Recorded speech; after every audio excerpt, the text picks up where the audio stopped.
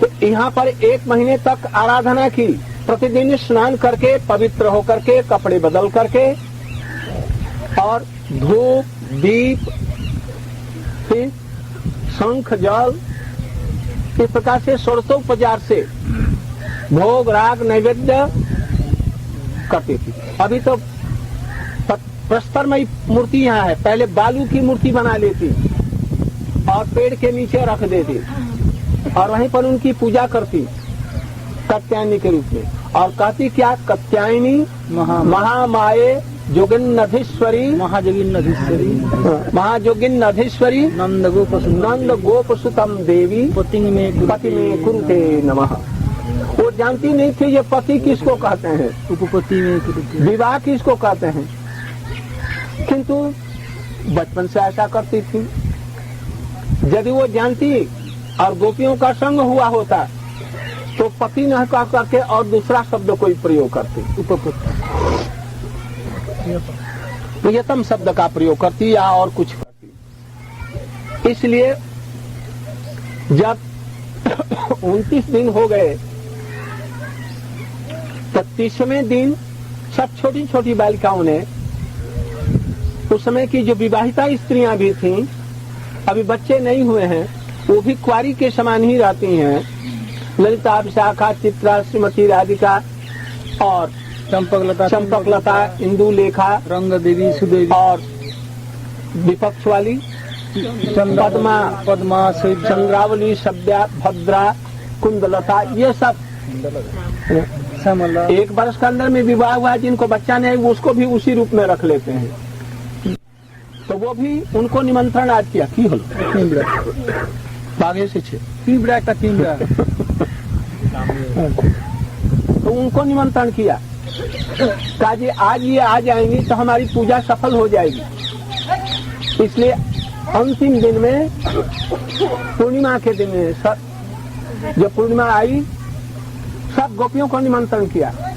उसमें ललिता विशाखा राधा जी जिनका नाम लिया वो सभी लोग यहाँ पर आ गए और यहीं पर जमुना जी इस घाट में थी, कपड़े यहीं पर रख दिए बाल स्वभाव से और सब नदी में स्नान करने के लिए जमुना में गई।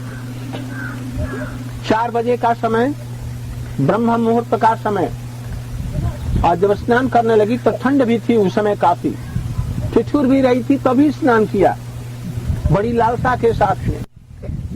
इतने में कृष्ण खेलते हुए आए, सुबल सिदाम इत्यादि छोटे छोटे बच्चों को लेकर के, जो 2.5-3 वर्ष के बच्चों, और लेकर के उनके कपड़ों को मिटवा करके और वृक्ष पर चढ़ गए, वृक्ष की डाली पर। जब गोपियां खूब स्नान कर रही हैं तो देखा कि हमारी तरफ तो देख नहीं रही हैं, तो उन्होंने हो हल्ला करना, जो हंसना आरंभ कर दिया, ताली बजाना आरंभ कर दिया। तब तो गोपियों ने देखा रे हमारे कपड़े कहाँ हैं और इस पेड़ पर कौन है, देखा जैसे कनाई है बच्चों के साथ में। तब उनको होश हुआ जो हमारे कपड़े चली गई। आराधना की थी कात्यायनी की, किंतु वर किसने दिया, कृष्ण ने। इसलिए हमारे समझ से तो वो कात्यायनी की पूजा नहीं बल्कि कृष्ण की पूजा है। वही कृष्ण देवता के रूप में आए और कहा जो तुम्हारी मनोकामना है अगले रजनियों में, हम सब पूर्णिमा में तुमको तुम्हारा पूर्ण करेंगे। इस तरह से ये अंतिम दिन उनको क्यों बुलाया, उन सखियों को, व्रत पूरा है, व्रत पूरा नहीं, उन गोपियों का जो नित्य सिद्धाओं का है वो उनका संग हो जाएगा। बिना उनके संग के कभी भी वो नित्य सिद्धा में नहीं आएंगी। और उसमें जो रह गई थी या जिन गोपियों को बच्चे थे या कृष्ण के प्रति पूर्वानुराग था, उनको बंसी बजाने के समय, रास के समय में वो नहीं आ सकी, उनके पतियों ने उनको बंद कर दिया और वो तब विरह तीव्रताप में प्रताप धुतास हुआ और कृष्ण को भीतर में ले जाकर के अपने हृदय में आलिंगन करके अपने उन भावों को छोड़ दिया और परम शुद्ध होकर के और कृष्ण के यहाँ रास में आगे वो पहुंच गए। इसलिए ये गोपियों के सिद्धि का स्थान है। अभी हम लोग जमुना में उस पार चलेंगे, जिनको स्नान करना है वहां पर स्नान करेंगे और वहाँ से स्नान करके लौट करके कात्यायनी जी के मंदिर में चलेंगे।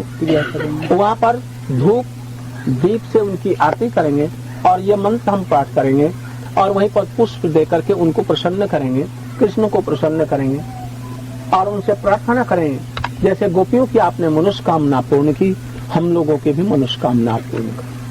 गौर प्रेमानंदे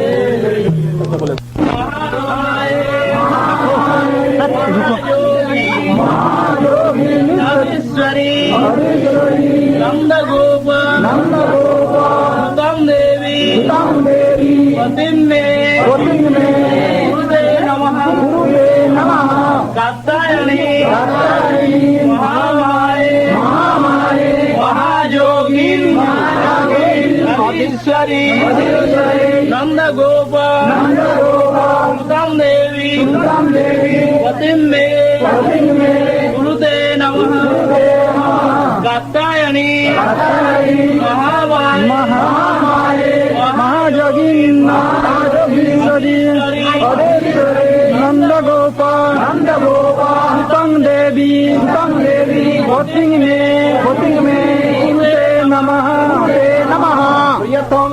प्रियतमो में ते नमः।